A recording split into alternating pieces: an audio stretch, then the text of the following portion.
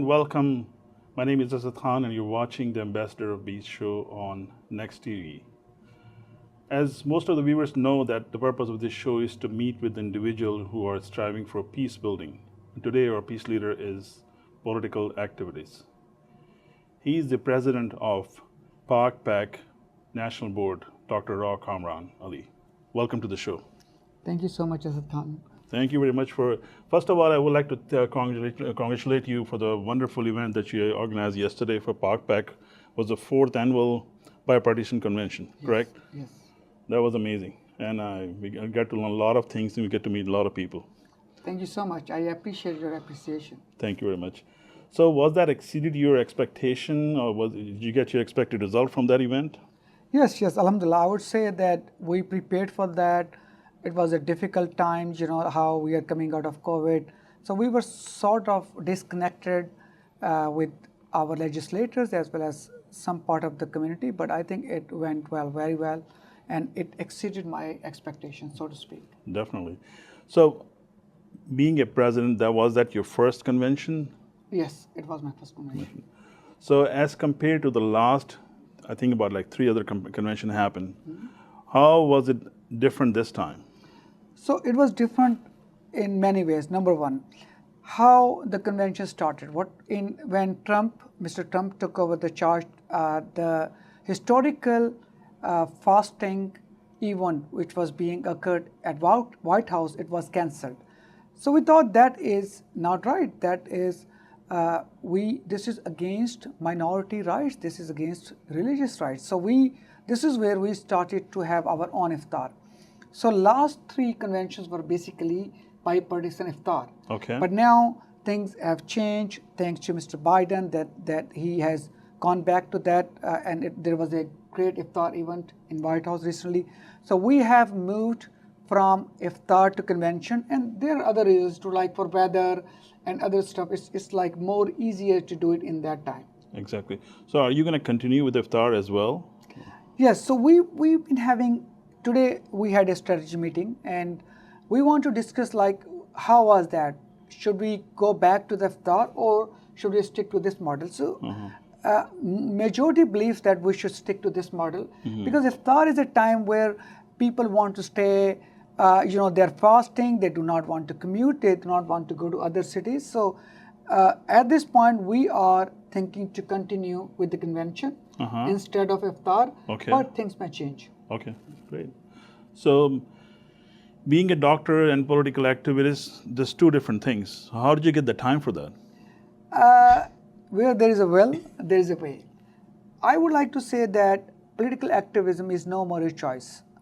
If you are a minority in a country and then you see things happening around you, you see what India is doing, what it was doing to Indian occupied Kashmir, now what they are doing to their own minorities. So you have to see that where they get that kind of strength from. They get the strength from because they are politically engaged. When we go to congressmen and we educate them, we see that they have been educated in a different way in the past because of the access and because of the influence which other communities have created. So being a Pakistani American, I would say that political activism is no more a choice. It is a necessity. So, since you're talking about that necessity, so what was the purpose of the PAKPAC and mission statement when it was started, and now when you took it over, how is it different at this time? So, the mission statement was same. It was aligned to the discussion we are having. That what we want to be part of the political process. We want to be part of decision making, and how can we be part of decision making? When we support the candidates, those respect civil liberties, those respect justice, those respect equal rights, not only in USA, but in Pakistan. So this is why we chose to be bipartisan, because we do not want not to support a candidate who is from a different party that we do not align with, and doesn't matter how good that candidate be. So it doesn't make sense to me. It doesn't make sense to my membership, my board members. So we decided that we are bipartisan and we work with any candidate from any party who works along those lines. Regardless. So just let's take you back to the journey, because we started just to talk about your ParkPak first, and let's talk about yourself. what was your past, and how did you? Just start from your background from Pakistan. That would be good to good for our viewers to know that where were you and where are you right now. Sure. I went to med school in National Medical College, and before that I grew up in a small city in Punjab. It's Burewala, and somehow Burewala is really a rich town in a way that you see that people from we have Nishani Haider people there. We have like biggest textile mill there. We have people like, so our rate of going to medical college, engineering university, CSP officers and police, it's more than any other state. I see. And any other tehsil in country. So this is a area where I think I would say like probably the soil is good. I see. And so over there. Sorry to cut you. Is it close to to Islamabad or Lahore? It is in between Lahore and Multan. I see. Yeah. So we were kind of politically active.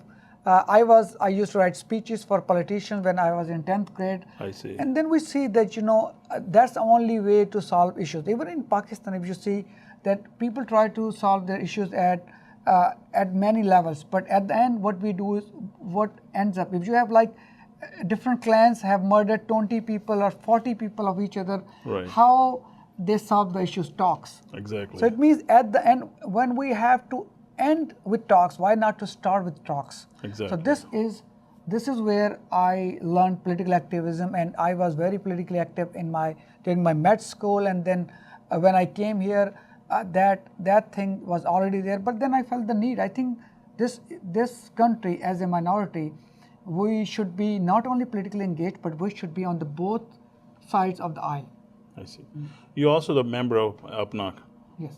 So your role was also pretty much the same when you were in APNA, or are you still in APNA? Yes. So I was a council member of APNA for 3 years. I was past president of APNA Ohio chapter, past president of National Alumni of North America, and now I am co-chair of APNA Social Forum. So APNA is a huge organization. Okay. 4,000 members, 4,000 physicians, versus our ParkPak is not that big. Right. But there is a lot of crossover. Like among ParkPak 17 board members, 13 are physicians, and they are from APNA as well. Okay. So I do not believe that they are separate. They are separate in a structure. One is 501c3, one is PAC, but they are in a way same. So the way I work is whenever APNA needs help from ParkPak in the form of legislation, right, visa clearance or something, then yes, ParkPak is there to help APNA. Okay. So at the same time, when ParkPak needs help from APNA, that during their convention we want to do some events, and we are so fortunate that all the APNA presidents, they have helped ParkPak. Great. So when you're not busy with taking care of patients and ParkPak, what else you do? Oh, I like to travel. I like to read books. I like to write. I write columns on my blog. Oh, that's amazing. And I like swimming, and I like gardening. I see. So ParkPak, since this is started by the doctors, is only for the doctors to join, or is open for anybody?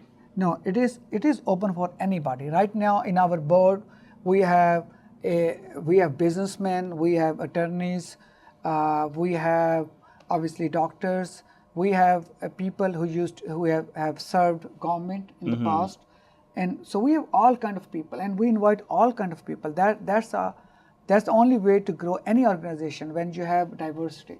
So is there a different level of membership? Yes. We have annual membership. It is very cheap. It's $100 a year. And then we have chapter membership. Okay. You can be part of any chapter. Okay. You will pay $100 a month. Okay. But not only that chapter, you will able to attend any event of ParkPak all over the country. Okay. Free. I see. That's great. With your family. That's amazing. So what message do you have for our youngsters as far as joining the organization? So I would say that obviously I'm part of ParkPak. I would say that join ParkPak. But if not ParkPak, I would say join any political party. I would say join any PAC, any Pakistani organization, Pakistani American organization. They are doing good work. Join any of them. And then Once you will join, then you will have a taste. When you will have a taste, then you will see that you can always move from one organization to other, because at the end of the day, we are one. Our goal is one. Exactly. And our destination is one.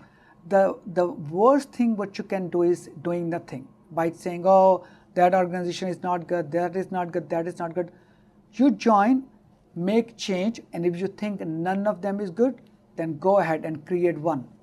But what you cannot do is do nothing. Thank you, Dr. Saab. It was an amazing discussion. And any last message you want to give to our viewers? I would say thank you so much, Asad Khan. I would say thank you so much, Umar Jan. You have been a great sport. We have a strong relationship since Angels Within. And I would say that we need people like yourselves. All right. Thank you very much, viewers. I hope you enjoyed the show. Thank you very much for joining us and giving us some time with the very short time that you have in Washington, D.C. Looking forward to see you again. Pleasure is all mine. Thank you very much, sir. Life changes can make a big difference. Whether you have a growing family, are graduating, making business changes, or retiring, call Tax Express to schedule your appointment.